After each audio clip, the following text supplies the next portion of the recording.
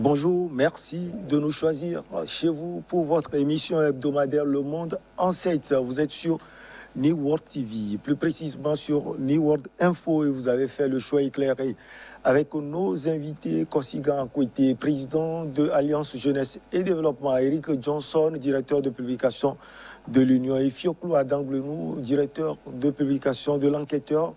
Nous allons parler de la Côte d'Ivoire avec le parti cofondé par l'ancien président Laurent Gbagbo et son ex-femme Simone Gbagbo qui explose. Nous allons également parler du Soudan où un accord a été trouvé entre les autorités de ce pays et le procureur de la Cour pénale internationale sur l'ancien président Omar Hassan El-Béchir. Nous allons terminer par le Togo et la concertation nationale entre acteurs politiques, le verre à moitié vide ou à moitié plein. Soyez confortablement assis, vous serez servi. Président, bonjour. Kosiga Akwete. Bonjour Michel, bonjour Niwa TV, bonjour à mes confrères. Heureux d'être invité ce matin. Les aînés sont à gauche. Eric Johnson, bonjour. Bonjour Michel, bonjour mon grand frère. L'aîné des aînés. Et monsieur le Président, bonjour. Ouais. Bonjour chers amis téléspectatrices et téléspectateurs de New World TV. C'est toujours avec le même plaisir que nous sommes là pour partager avec vous l'actualité nationale et internationale. Alors, Fioclo Adangbenou, ça fait plaisir de vous avoir sur ce plateau. Oui, merci pour l'invitation. Bonjour aux collègues invités. Bonjour aux téléspectatrices et aux téléspectateurs du New World TV. Nous sommes là pour réchauffer leur corps ce matin. Allez, le FPI, le Front populaire ivoirien, explose finalement. 3 tendances se dessinent. La première tendance qui ne pèse pas trop est au RHDP. Le FPI, tendance Alci et Allo et GED. Maintenant, c'est 2 tendances qui s'affrontent. Afi Nguessan représente la tendance légale du Front populaire ivoirien et l'autre tendance, les Gbagbo ou rien. Le divorce est finalement consommé entre l'ancien Premier ministre Afi Nguessan et l'ancien président Laurent Koudou Gbagbo. Kosiga Akwete. Cette division du FPI est actée depuis l'arrestation du président Gbagbo, du moins depuis que le président Gbagbo n'est plus au pouvoir, et son arrestation et son envoi à la CPI fait que les soutiens du président Gbagbo alors se déchiraient entre eux.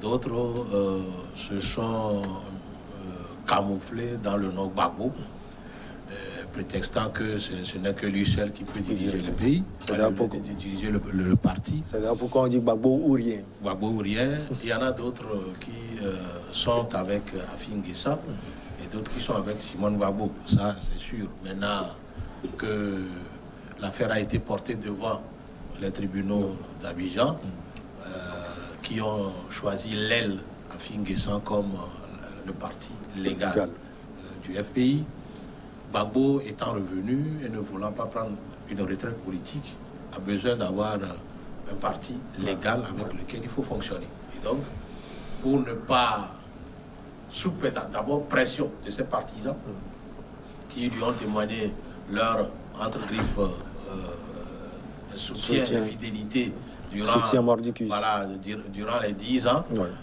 sous leur pression, et pour pouvoir trouver plus de marge de manœuvre, Gbagbo a jugé donc bon de ne pas faire de problème de légalité avec Afi, et il veut créer son parti. Mais Afi Nguessan aussi a convoqué les siens pour ce samedi. Je crois que ce n'est que de la politique, de la démocratie au niveau du FPI. Mais bon, ce qui est sûr, le SPI est déjà explosé. Il n'y a plus rien à faire. Seulement, on attend de voir si Simone Gbagbo va vouloir faire partie du nouveau parti du président Gbagbo ou créer aussi sa branche. Alors, Fioclo Adangbenou, il a dit, Laurent Gbagbo veut créer son parti. On l'a entendu, il a dit, je donne l'enveloppe à l'ancien Premier ministre Afi Nguessan, je prends le contenu. Et puis, il y a cette tendance qui se dessine également, la tendance de son ex-épouse Simone et Yves Gbagbo. Est-ce que le président Gbagbo prépare l'esprit à la séparation, si on peut le dire, politique entre lui et son ex-femme Simone Gbagbo? Non, une fois que M. Laurent Gbagbo a déposé une demande de divorce, c'est qu'il ne veut plus faire cavalier avec son épouse, Simone Gbagbo. Et tout ce qui a été dit derrière lui pendant les 10 ans, les dessous et les dessus des activités politiques, tout lui parvenait. Et ça, ce n'est pas un cadre familial, Fioclo? Non, ici, nous ne sommes plus dans un cadre familial, puisque la politique divise toujours. Et c'est en Afrique que nous avons des problèmes. Dans certains pays, il y a le grand frère qui est dans l'autre parti, le petit frère est dans un autre parti, mais ils mangent, ils divisent, ils font tout ensemble. Il n'y a pas question de division. C'est en Afrique que nous concevons mal. On est de même famille, mais on n'est pas du même parti. Bon, le cas de la Côte d'Ivoire est acté. Le FPI explose parce que Afin Guessan a bien joué son rôle. Le parti au pouvoir a explicitement donné quitus à Afin Guessan. Est-ce que c'est le parti au pouvoir ou bien la justice ivoirienne? Parce que c'est Afin Guessan qui est quand même le président. En Côte d'Ivoire que le FPI est mis sur les fonds participaux par Laurent Gbagbo et son épouse. Mais Afin Guessan est le président. Afin Guessan a été nommé Premier ministre du gouvernement Gbagbo en tant que fondateur. Si aujourd'hui il dit qu'il crée le parti, le FPI, c'est la politique, moi je sais que c'est un jeu politique et c'est pourquoi Gbagbo ayant compris très vite qu'il ne peut plus récupérer le FPI originel, a jugé utile de laisser ce parti-là à Afin Guessan et de créer un autre mouvement politique parce qu'il ne veut pas prendre sa retraite. Il veut encore s'affirmer parce qu'il sait qu'il y a des militants. C'est ça. Et ce qui s'est passé au cours des élections de 2010-2011, tout le monde a su ce qui s'est passé et comment ça s'est passé. C'est ça. Au-delà du jeu politique dont parlait Fioclo tout à l'heure, la justice ivoirienne a fait son travail. C'est Afin Guessan qui est le président légitime du Front populaire ivoirien, même si c'est Laurent Gbagbo et son ex-femme qui ont cofondé ce parti, Eric Johnson. Oui, les deux cofondateurs de ce parti-là étaient en difficulté avec la justice. Et le premier avec la justice internationale et le second avec la justice nationale. Du coup, on ne peut pas laisser ce parti-là travailler sans chef. Et je pense que c'est de bonne guerre que quelqu'un qui a été de tout temps avec ces deux cofondateurs-là, qui se trouvait être le secrétaire général de ce parti, c'est tout à fait normal que les gens aient confiance en lui pour le porter au devant de ce parti, pour que le parti ne soit pas complètement enterré. Oui. Il faut quand même, parce que c'est un parti politique, et un parti politique qui a été déjà à la tête de ce pays-là, qui a déjà dirigé la Côte d'Ivoire. Donc, ce qui s'est passé avec Afin Guessan, je crois que fondamentalement, la justice a fait son travail, comme tu le disais, mais il y a d'autres choses qu'il faut voir, d'autres paramètres. D'abord, vous savez que chez nous en Afrique, généralement, ceux qui créent les fondateurs des partis politiques, peut-être c'est à leur mort qu'on leur trouve un successeur. Ou soit, c'est parce qu'ils deviennent complètement inaptes pour aller sur le terrain, pour pouvoir travailler. Regardez l'autre parti, PDCI.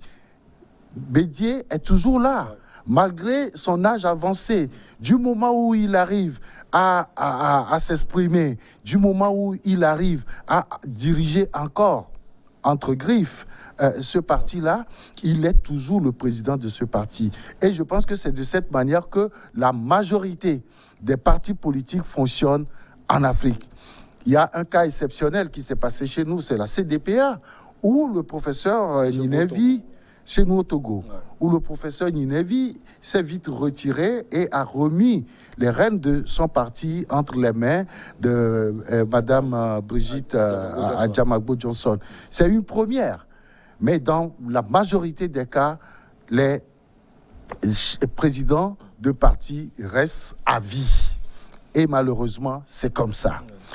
La deuxième chose, c'est que au sein des formations politiques en Afrique, il y a toujours cette guerre que mènent les lieutenants des présidents qui, pour son assassination, qui, pour en cas de victoire à une élection présidentielle, porter le parti à côté de son chef.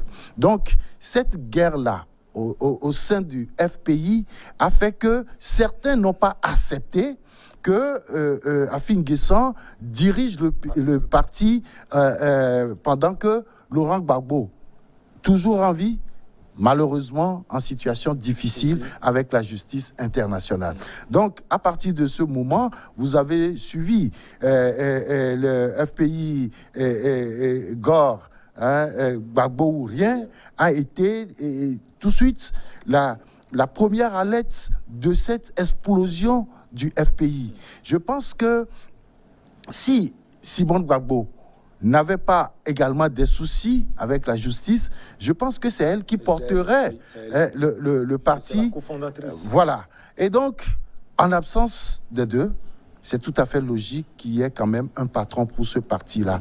Et vous savez, c'est toujours en prélude aux élections présidentielles que des problèmes arrivent souvent au sein de nos partis politiques. Et quel que soit ce qu'on peut reprocher, Kosigan, à côté à Afin Guessan, il a quand même, comme Eric l'a dit tout à l'heure, assuré la survie, si on peut le dire, pendant 10 ans. 10 années de difficultés au Front populaire ivoirien.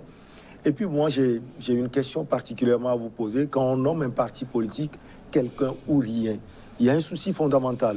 Je dis, ça, ce sont le jeu des égos, des soutiens du président Gbagbo qui mélange un peu le fonctionnement du FPI.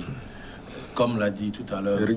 Eric, c'est les intérêts propres, particuliers, au soutien, aux militants de haut niveau, les cadres qui composent le FPI, qui posent problème au FPI. C'est-à-dire, il y a d'autres qui voient déjà Afin Guessan émerger, occuper un grand poste avec Laurent Gbagbo. Peut-être qu'en ce moment-là, il n'avait pas la chance d'avoir de ces promotions. Maintenant, pour eux, Afin Guessan ne doit plus être à la tête. Sinon, si jamais le parti prenait encore le pouvoir, il va prendre beaucoup d'ascendance sur eux. Maintenant, d'autres font semblant d'être le soutien du président Gbagbo pour que si jamais le parti parvenait à gagner les élections, qu'il puisse avoir aussi de hautes promotions, de hautes fonctions pour conduire les affaires d'État. Donc, je dis, tout ce qui se passe aujourd'hui au FPI est plus intéressé par le profit des gens, le profit des personnes, des militants, que la politique la réelle politique. La réelle politique.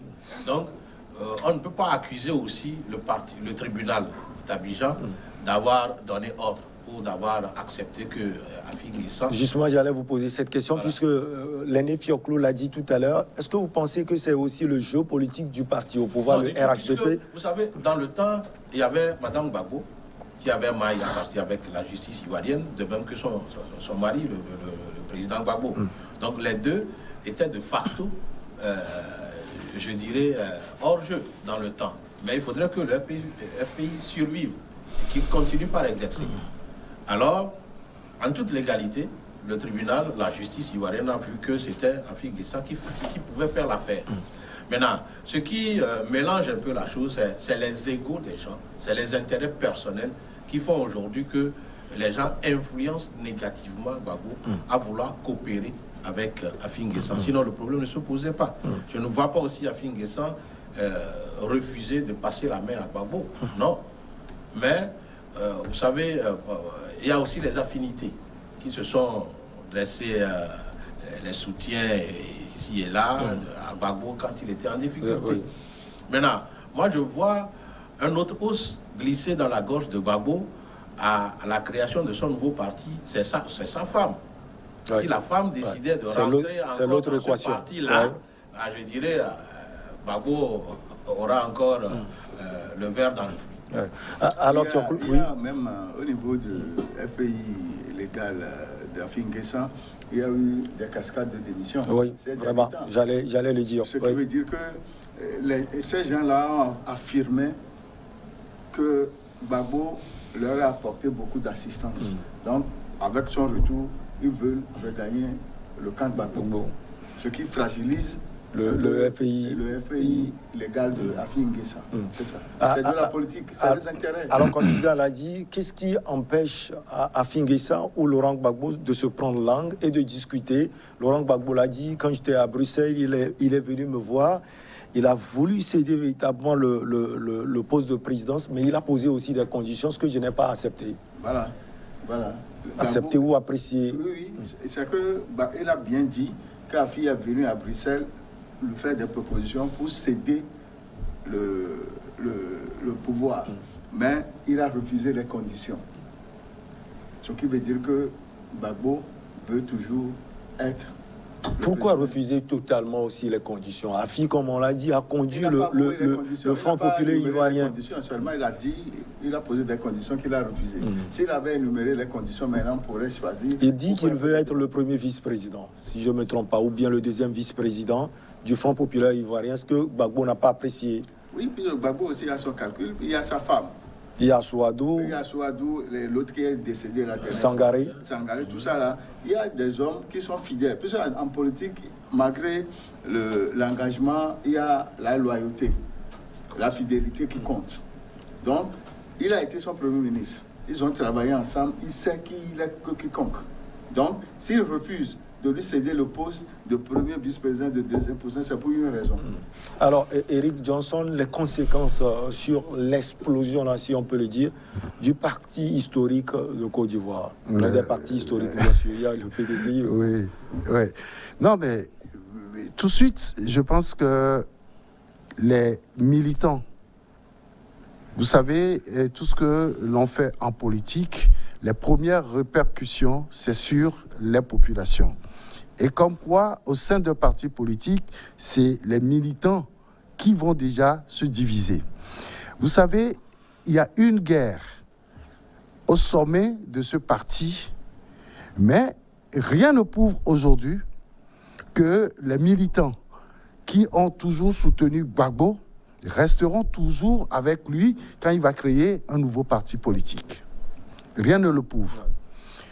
La deuxième chose, les militants qui ont également soutenu Afingessa, même s'il y a des démissions au sommet, ce n'est pas évident que les militants suivent aussi ce mouvement.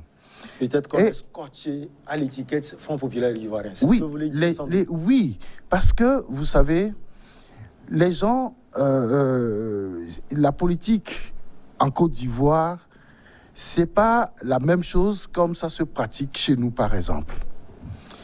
En Côte d'Ivoire, il y a ce qu'on appelle, ce que même on a l'habitude d'appeler comment dire, je perds le mot, mais c'est-à-dire que je suis collé à toi, je reste collé à toi. Ok, quelque chose qui va arriver.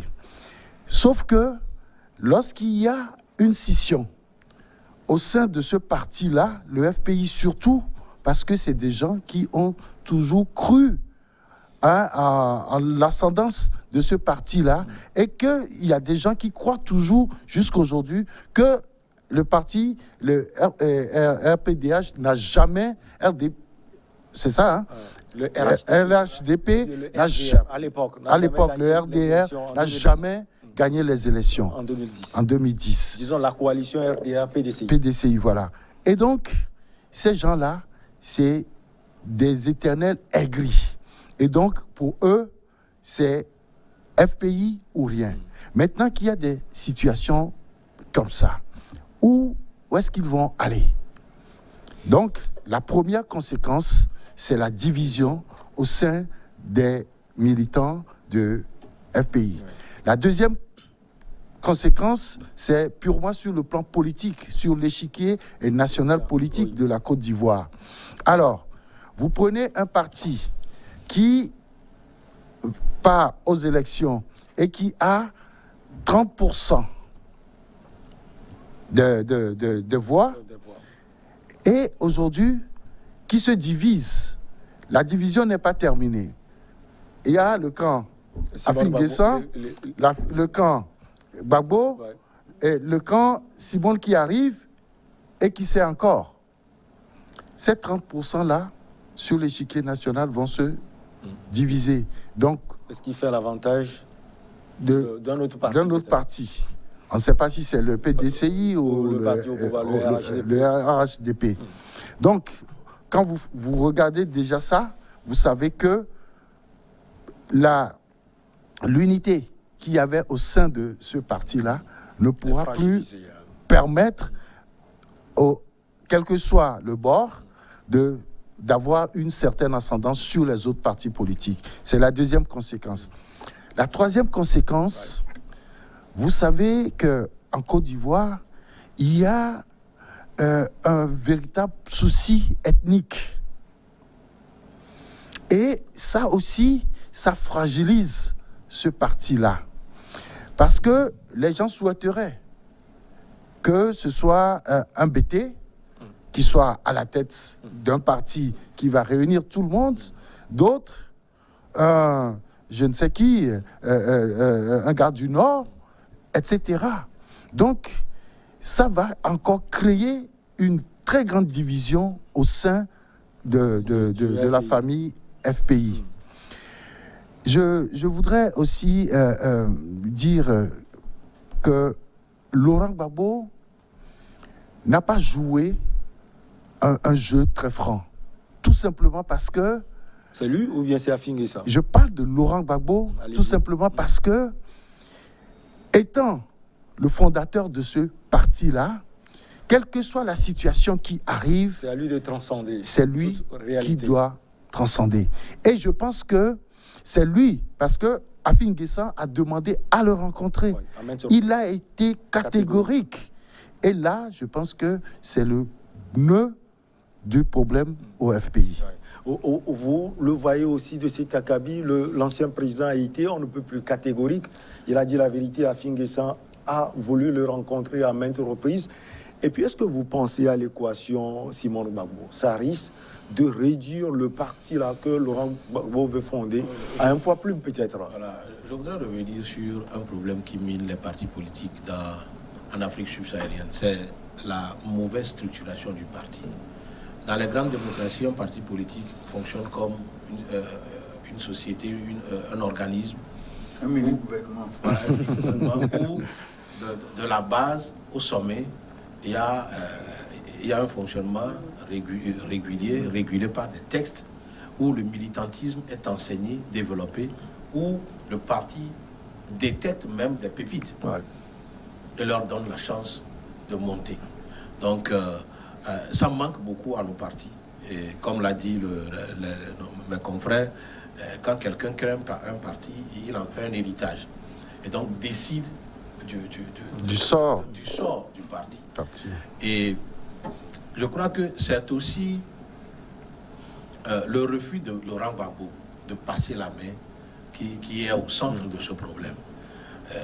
Laurent Gbagbo n'a pas refusé de collaborer avec Afin Guessan parce qu'il a été secrétaire général, on a reconnu sa branche légale. Non, mais il voit en lui peut-être son prochain successeur. Même s'il n'a pas l'aura là. Même s'il n'a pas l'aura. Ouais. Maintenant, il y a aussi une chose. Si Gbagbo, de son retour, a transcendé et rassemblé tout le monde, et parlé au nom du FPI, régler toutes ces dissensions-là, normalement, à ce stade que nous sommes, Gbagbo, avec son parti, doit penser à faire peut-être des tournées ou lancer sa machine électorale ou sa machine de mobilisation sur tous les territoires ivoiriens. Mais avec tout ce qu'ils font aujourd'hui, création de partis politiques, c'est comme le scénario UFC-ANC. Ce qui est sûr, le FPI Nguessan n'aura plus le même poids que le FPI dans sa totalité, il y aura maintenant une dualité entre la branche Afin Nguessan et Laurent Gbagbo. Maintenant, si Simone Gbagbo ne veut pas créer de parti politique, mais veut rester collé à l'idéologie de Gbagbo, ce sera aussi un problème parce que lui aussi, il a des militants qui le suivent. Donc, je dis, l'un mis dans l'autre, ça ne favorise pas l'émancipation du FPI. Et donc, ça ne fait que l'affaire de RHDP. Et c'est ce que combat l'autre, le président Ouattara, qui a du mal à quitter le pouvoir aujourd'hui parce que, sachant très bien que s'il quitte aujourd'hui, il y aura encore scission au sein du RHDP. Donc, nos partis ne sont pas forts. Nos partis ne sont pas forts et font toujours allégeance au créateur. C'est ce qui est le problème qui gangrène le fonctionnement de nos partis. D'autres analyses, oui, vous allez parler d'abord avant ma question. J'ai pensé que après la rencontre Gbagbo à Alassane Ouattara, Gbagbo aurait dû rencontrer Afin Nguessan. Et ce serait son second coup de main. Voilà. Et c'est à la suite de cette discussion qu'il pourra prendre une décision. Et s'il prenait une décision, on pouvait comprendre. Ils se sont parlé, mais il n'y a pas eu une suite logique. Et de ce fait, il a décidé de créer son propre parti. Il n'a pas rencontré son ancien Premier ministre.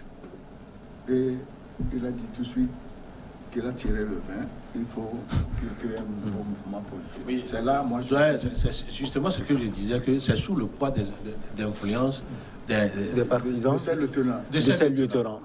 Bon, ceux qui peut-être n'avaient pas la part du gâteau quand il était au pouvoir. Voilà. Ils veulent maintenant, aujourd'hui, prendre leur récompense. Donc, ce sont ces personnes-là, l'influence de ces personnes-là, qui peut-être motive Gbagbo et ajouter son refus de quitter l'arène politique qui le pousse à faire ça. Et doyen, ne pensez-vous pas que c'est la limite de trop? Parce qu'on a vu comment le président Laurent Gbagbo avait traité également sa femme Simone Gbagbo. Dès son retour, où tout le monde était en liesse, il prend une décision comme ça. Quelques jours après son retour, il y a le cas Charles Blé Goudé également. Il n'en parle presque pas. C'est la limite de trop pour Laurent Gbagbo? Non, c'est que Laurent Gbagbo, tel que moi je le connais, il aime respecter ses principes. Il a tenu tête au président Houphouët-Boigny, où il a connu plusieurs fois la prison, mais il n'a pas été corruptible, ce qui fait de lui sa fierté. Ce qui veut dire aujourd'hui, Gbagbo a en tête la poursuite de la vie politique. Quel que soit ce qui arrive, quels que soient les écueils, non seulement au niveau du FPI, mais également au niveau... Il veut toujours faire la politique, il veut toujours être entendu. Donc, ces militants qui sont à lui, avec la nouvelle formation, on va voir combien il va drainer comme militant. Puisque, quand moi je disais que si la justice a donné le quitus au FPI de Afin Nguessan, c'est parce que au cours des derniers mouvements sociaux, on n'a jamais vu un militant du FPI Afin Nguessan dans la rue. C'est ça. C'est ça. Alors Eric, Gbagbo, comme Fioclou l'a dit tout à l'heure, le président Gbagbo veut toujours être président. Le président Bédié l'a d'ailleurs affiché. On peut dire que le dernier match, c'est peut-être 2025, puisque les lieutenants du président Ouattara aussi disent, s'ils sont prêts, on va jouer le dernier match en 2025. Ah oui, et ce sera un match vraiment ardu. On attend. Mais je pense que la politique en Afrique n'est pas fondée sur... je ne vois pas, parce qu'à chaque fois, c'est les mêmes qui reviennent. Il n'y a pas d'évolution au sein des partis politiques, ce qui fait que les mouvements politiques sont liés à des personnes et non aux formations politiques en tant que telles. C'est la personne de Bédié qui pèse aujourd'hui sur le PDCI, c'est la personne de Ouattara sur le RHDP, etc. Mais n'oublions pas que, par exemple, Charles Blé Goudé a été ministre de la jeunesse sous Laurent Gbagbo. Et c'est Charles Blé Goudé qui mobilisait la jeunesse pour ce parti politique. Aujourd'hui, avec l'âge avancé, tout le monde s'attendait à ce que Gbagbo propulse plutôt Charles Blé Goudé en menant ce combat contre Afin Guessan.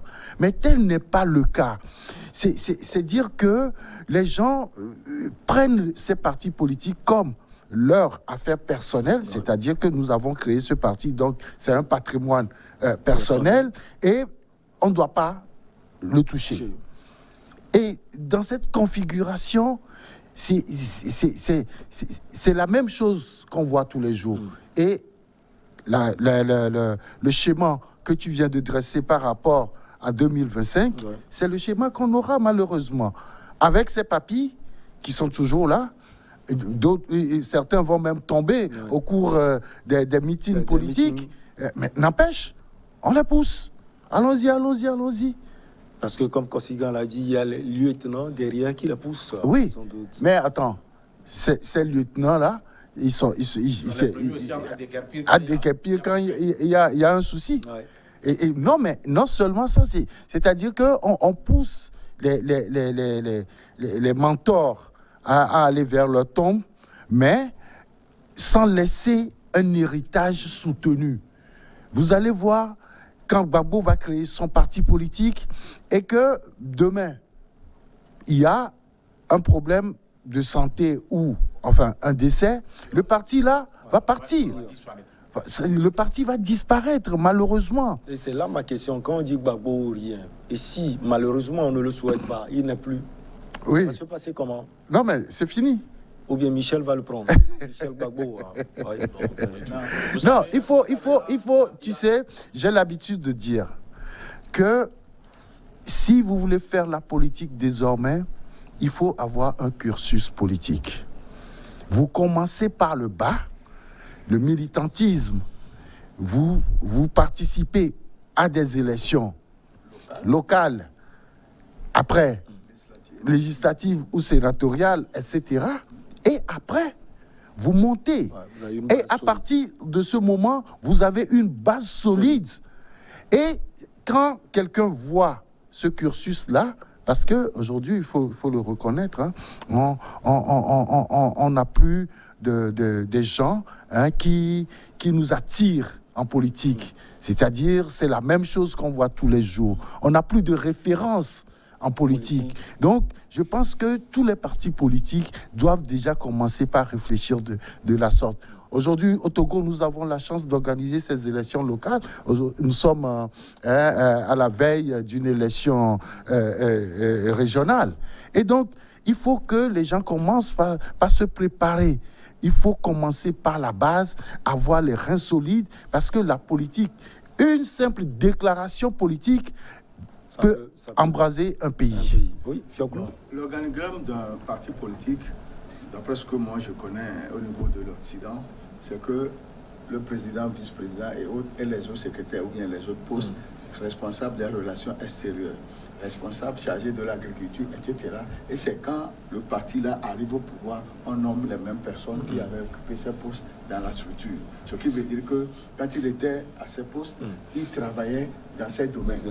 On ne peut pas avoir un responsable de l'agriculture et autres, et quand on vient au pouvoir, on fait venir un médecin pour occuper le poste de l'agriculture. Entre la médecine et l'agriculture, il y a une grande différence. Et en dehors de ça, ceux-là qui étaient au poste et que le médecin vient occuper ce poste, on les met à côté, on nomme un autre directeur de cabinet, on nomme un autre secrétaire général, ceux qui ne sont pas du métier.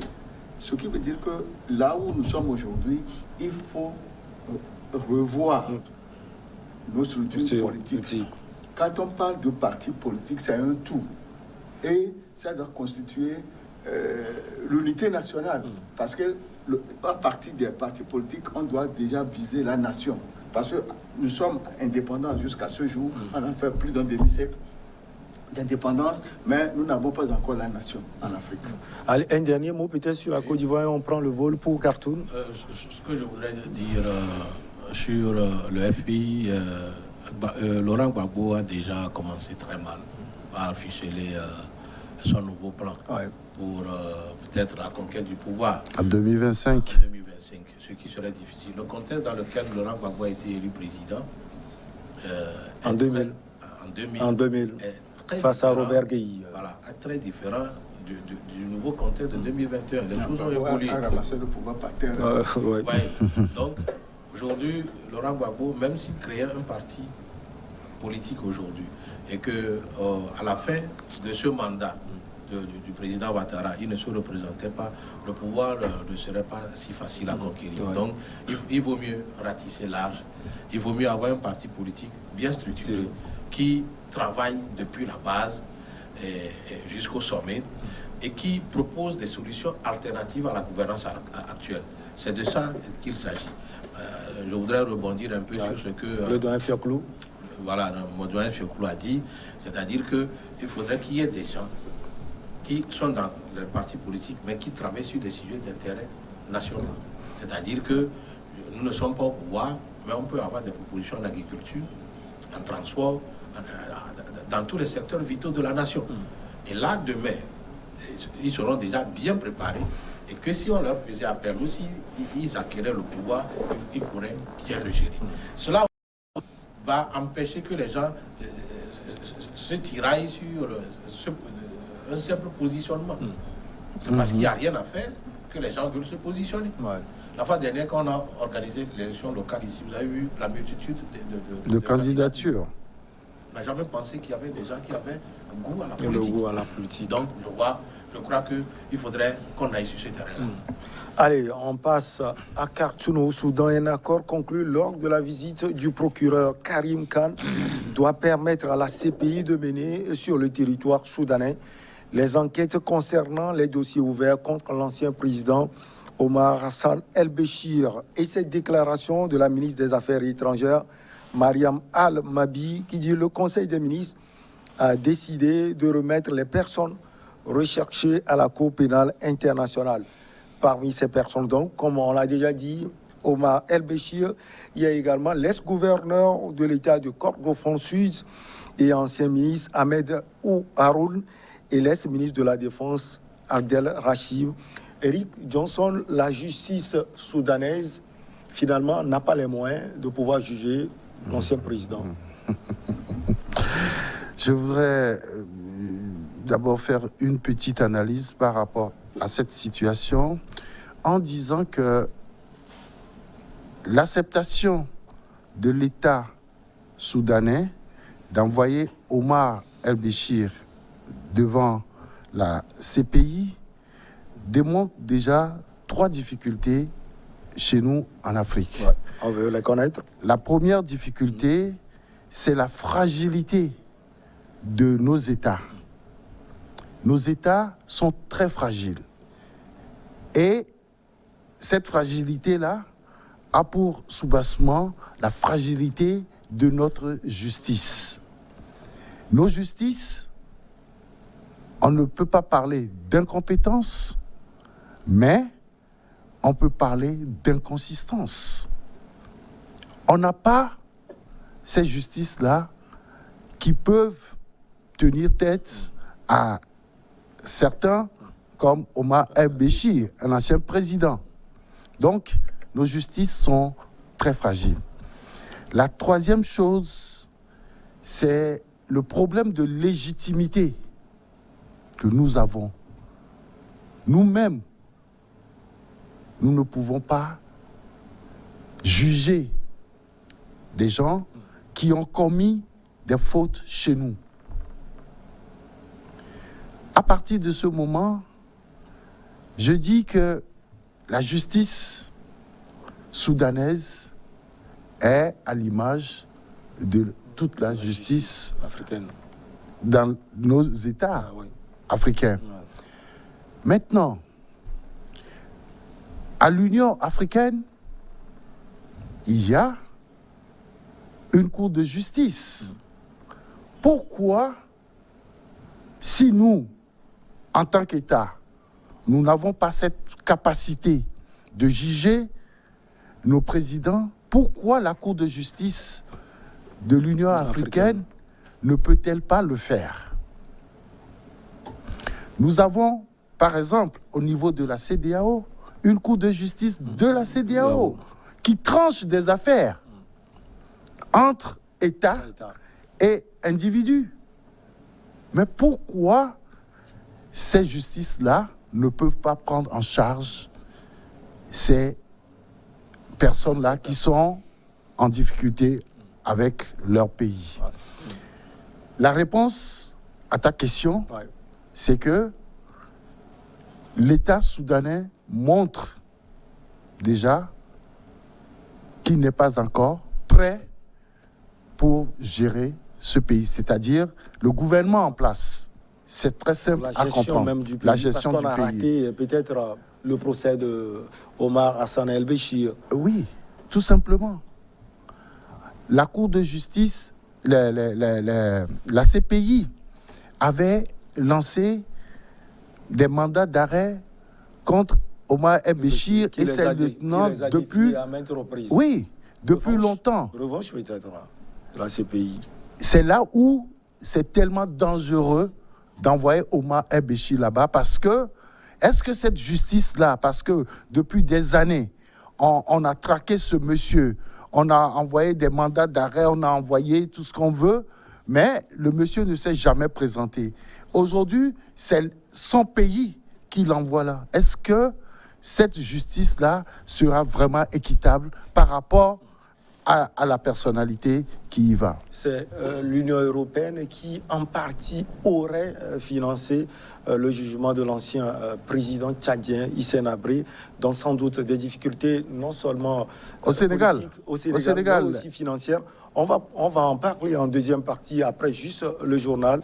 On va donner la parole à Kosigan Akouité et au doyen Fioklo Adanglenou. On marque la pause pour le journal et on revient juste après.